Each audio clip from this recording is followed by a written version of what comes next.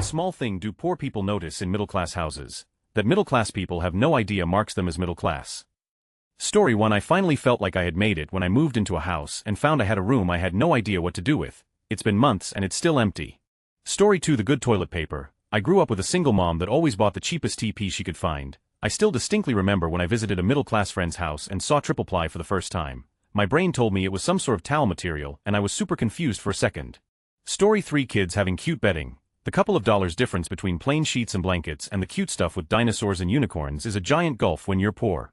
Story 4. Actually, growing up in the 80s-90s, I will tell you what I remember most about the middle-class houses was the amount of fresh fruit and veggies they always had, large bowl on the counter, plenty in the fridge and pantry, not just cheap factory food. Story 5. I remember when I was around 9 or 10 I went to my first sleepover. It hit me when we pulled up absolutely no trash in the yard or weird scraggly trees growing through the fence, no peeling paint, no cracks in the windows at all, and there were no bare patches on their lawn from a fire. Story 6. No noticeable damage. Repairs needed. Cracks, chips in walls, damage to floors or furniture, old windows, etc. It can be clean but need repair. Having a house and being able to afford to upkeep the house are two separate things. Story 7. Growing up, I always thought my friends that had stairs, aka a 2-story single-family home, were rich honey. Yo, got 2 whole floors. It's like a house on top of a house.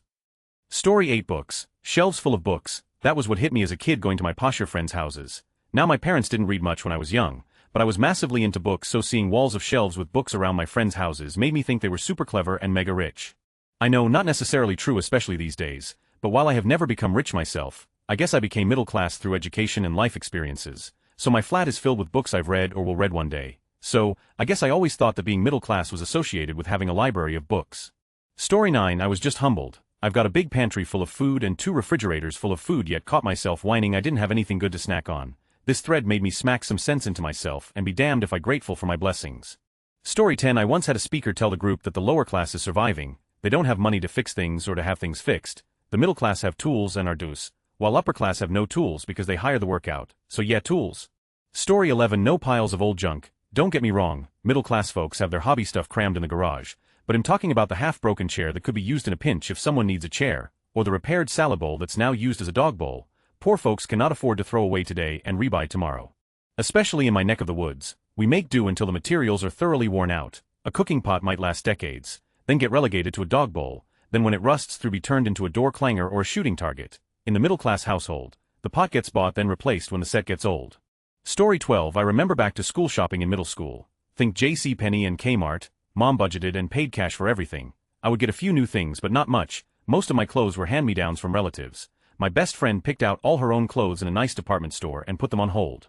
Her dad went by the store after work and paid for it all and brought it home to her. No dickering, no pleading or figuring out what to buy and what to put back. 45 years later I contributed to her GoFundMe so she wouldn't get evicted from her apartment. I hate that for her. The childhood and teenage years were the best years of her life.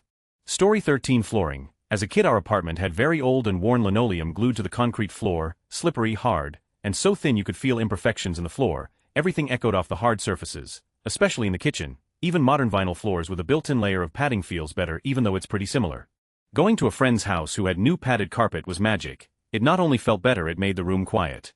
Story 14. Food that there isn't a plan for, like you can eat it whenever. I remember my rich red middle-class friends casually offering me a bowl of cereal or chips after school as a snack. I was floored at the luxury of this. At home everything was rationed, or spread thin enough to get us to next paycheck, or at least as close as we could get to it.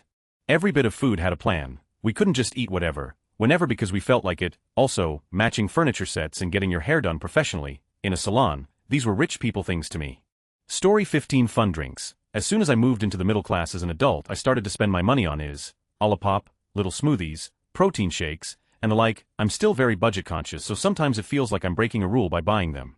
Story 16. Central air heating. Not having an AC unit in most of the windows is a luxury. Not needing a big kerosene heater in the living room, driveway. Bonus if they have a garage. More appliances than the basic necessities. Example: dishwasher, garage disposal, kitchen sink that has a handheld washer, etc. Bedroom for every person. Extra bathroom just for the master bedroom. More than one bathroom in general. Special space just for kids to play. Story 17. Walls that aren't white. I remember the first time we painted a room after we bought our house and it felt so strange. I'd never got to pick a wall color before. Story 18. Grew up poor. Was taught whatever you buy is the absolute cheapest. Even if you had to replace it often because it was cheap. Now I buy better quality and actually save money. Story 19. It doesn't matter. I mean, look at you, you're a rich girl with your above ground pool, your 2 kinds of chips, and you're one dad, forget it, Derek Glossner the middle. Story 20. Since being divorced, I've come to realize after reading all these comments that I'm living below middle-class standards now, but I really don't want any of those things anymore. Story 21. Chocolate milk in a carton rather than mixing your own, orange juice that comes in a jug rather than frozen concentrate, multiple kinds of name brand pop, Capri Sun pouches rather than a pitcher of Kool-Aid, beverages say a lot about income. Story 22. Growing up in poverty, I assumed anybody that had a house was doing pretty darn good. I did not grow up in houses. We were lucky if we were able to afford an apartment. It probably seems silly, but to me that has always been something that I've considered a sign of anything good, that you could even own a house or live in a house versus an apartment.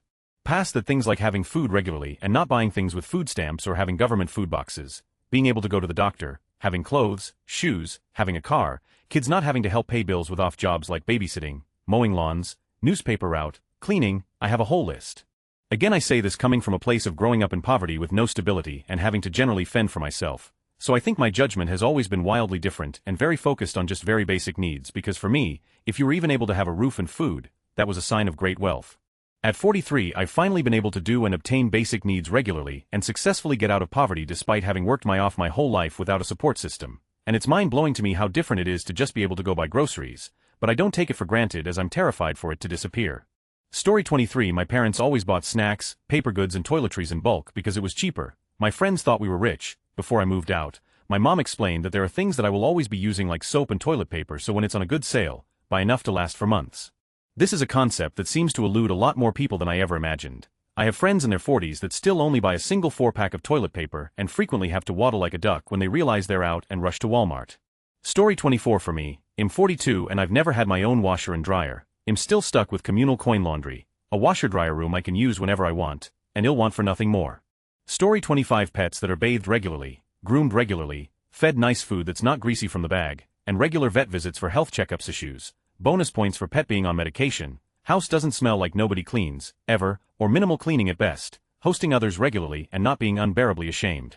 Story 26. Name brand shampoo, liquid body wash, snacks in the pantry, bottled water, paper towels, good fruits and vegetables in the fridge, raspberries, blackberries, spinach, boneless chicken breast, varied grains, quinoa, wild rice, pasta other than macaroni or spaghetti, whole wheat bread, cable, iPhones, name brand wireless earbuds, internet gaming, keyless ignition, matching furniture, non-second-hand clothes. Simply orange juice. Everyone has their own room. Never had a utility turned off, AC heat, matching comforter lines, new doorknobs and matching doorknobs, no holes in the wall, no visible drywall patches, matching towels and bathrooms, garage, fridge. Story 27. I had a friend over and they were blown away that my mom lit candles for dinner in the dining room. I never understood how poor they were or why my mom offered to invite them over but never go there for dinner.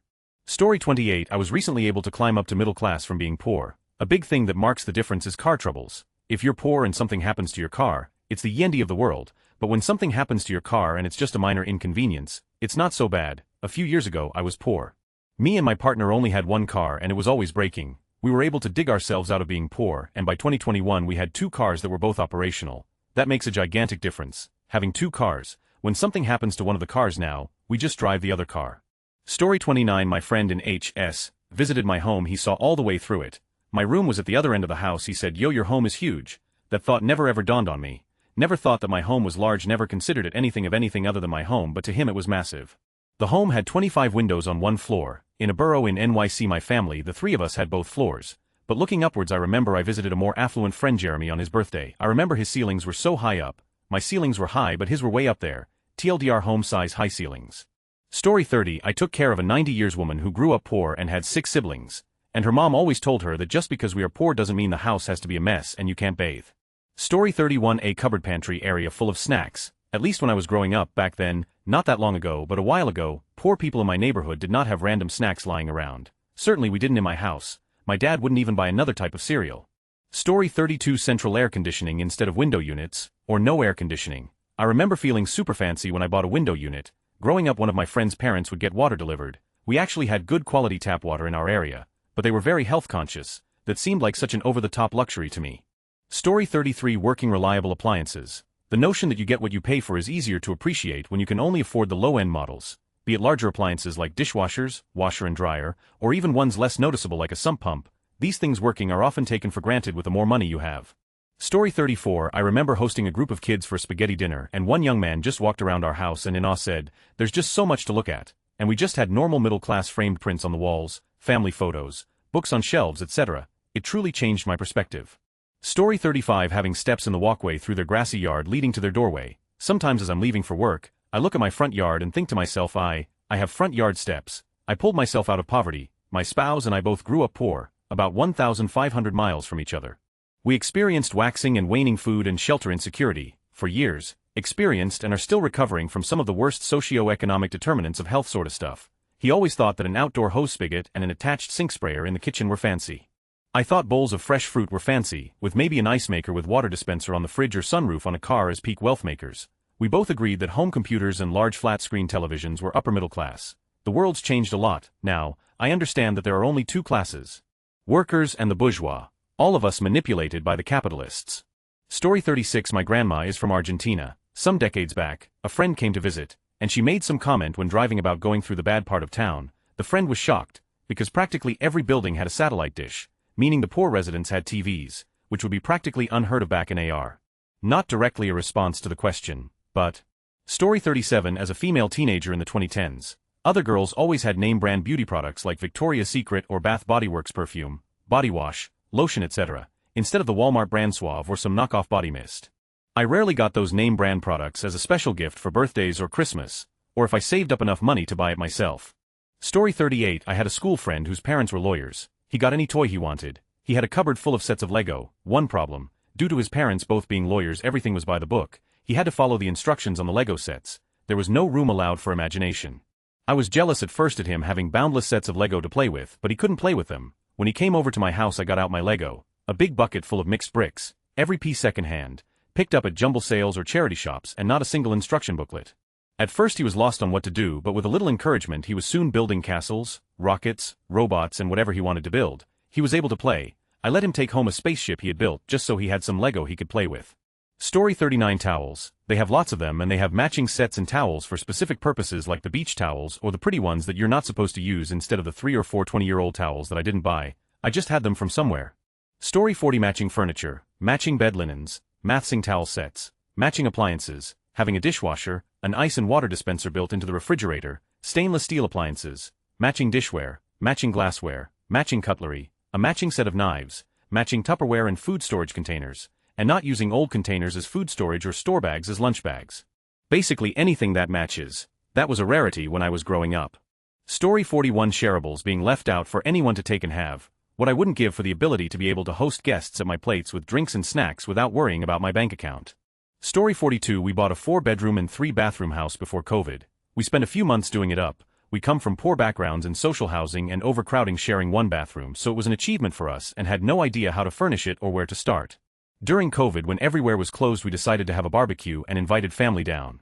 My niece walked around the house saying, "OMG, yous are rich." I still laugh about it because my sister couldn't hide how annoyed she was. She thinks she's royalty and everything is beneath her for some reason. My niece's reaction to our home was nice. We do okay. We don't drink, smoke, or gamble, and don't have kids, so we were able to put money aside while still traveling 3 to 5 times a year. We're expecting a new arrival in 3 weeks, so some things will change, but we're happy we got settled before having a child. Story 43. A big one is that the house is quiet. The home isn't in the ghetto with gunshots and sirens. You don't hear helicopters and planes overhead. They don't live next to a busy street. You don't hear kids screaming or yelling. It's just peaceful. Maybe there is some soft music playing on a Sonos speaker somewhere. When you've grown up in a loud house, it can be really hard to sleep when you stay in a place that is oddly quiet.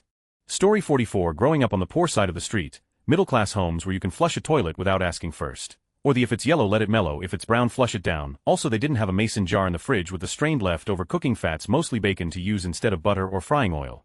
Story 45. A place in the house to work out, or go back to that hobby or project you're working on, like you don't have to move the sofa or anything to exercise. Your weights and everything have a space in the house you can use at any time.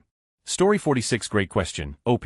My family grew up in poverty for a long time due to my father's severe alcoholism. I thought instant ramen was a luxury, until my middle school classmates who were rich literally looked down their noses at me for treasuring ramen. Turned out that lots of rich folk consider instant ramen to be poor people and don't have it in their pantry. I can afford fresh fruits and vegetables often now. I still eat instant ramen from time to time because it gave me joy during very bad years of my childhood. Story 47. A garage full of stuff you didn't toss out because you didn't have to move every 2 years, and didn't have to toss old stuff. Along with that are family records, paperwork, and photos by the box or volume. You had cameras to photograph and film the kids from day one, and you have all the photos and films videos. Story 48. There was a moment I was especially conscious of how well we were doing. A classmate of my middle school-aged son had come over to play Minecraft. When his mom and sister came to pick him up, the sister exclaimed as she walked in the front door, "Foyer was basic to me but also spotless. No coats, shoes, backpacks or other personal items." I really absorbed that not everyone lives that way.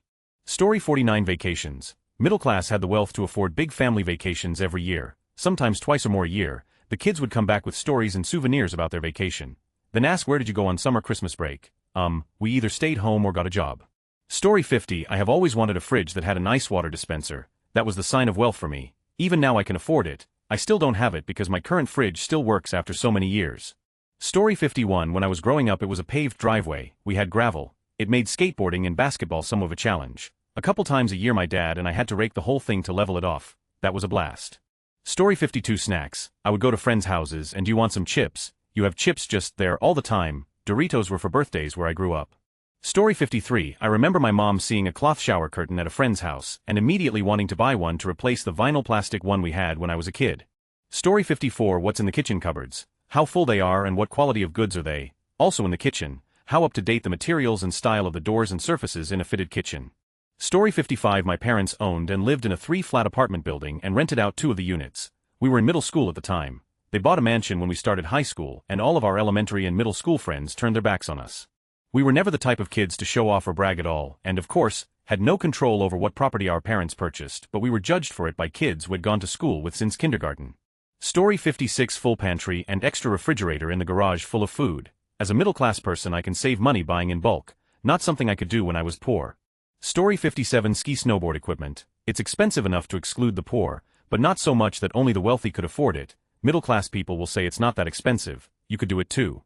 How much is a lift pass? Do you have to pay for each lift? Does it include parking? Does it include the skis? Does it include the boots? Does it include the necessary clothing? How about lessons?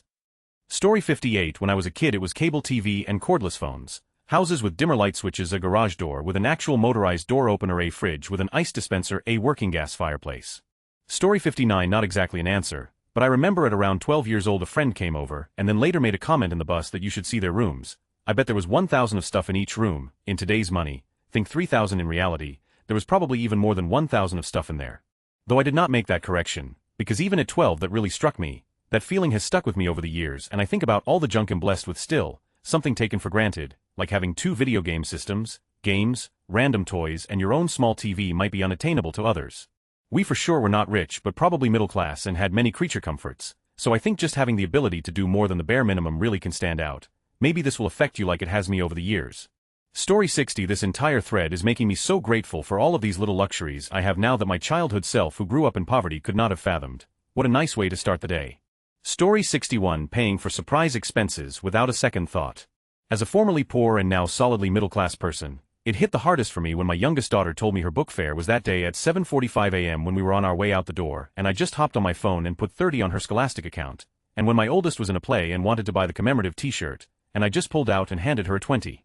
And the 20 she wanted for tickets to a school dance, and sent the 10 my youngest needed for a field trip, and swung by Valvoline on my way home from work because my headlight low light popped on in the car so I could replace it.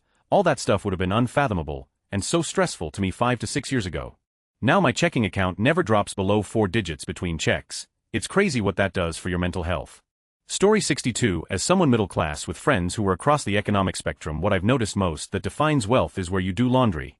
It's a spectrum from laundromat, shared machine in your building, machine in a closet or something, machine in a dedicated room that is cramped and tiny, machine in a tiny room that has some cabinets and maybe a door, machine in a small room with a counter. Your laundry room has a sink. Your laundry room has multiple counters and cabinets along with a sink and has enough room to hang dry things and fold clothes.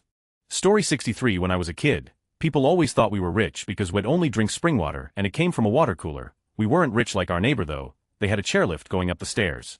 Story 64 Growing up, if your house had one of those home intercom things that were popular in the 90s and aughts, if they're still a thing or not, I've slipped a tax bracket as I became a young adult.